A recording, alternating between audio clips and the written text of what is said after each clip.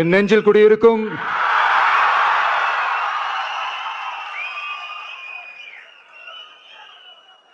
என்னுடைய தோழர்களுக்கும் தோழிகளுக்கும்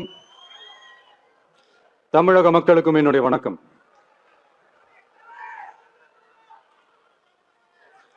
நம்ம குடும்ப உறவுகளை இழந்ததுனால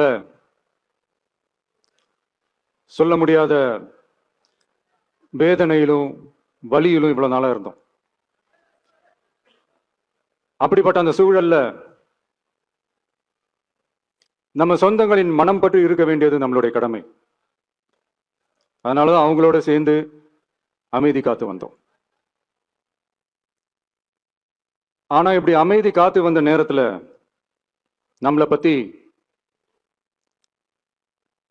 வன்ம அரசியல் வலைகள், அர்த்தமற்ற அவதூறுகள்னு இந்த மாதிரி நிறைய விஷயங்கள் நம்மளை பத்தி பின்னப்பட்டன, பரப்பப்பட்டன.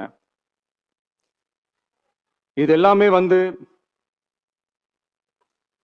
சட்டம் மற்றும் சத்தியத்தின் துணை கொண்டு துடைத்து எறியதான் போறோம்.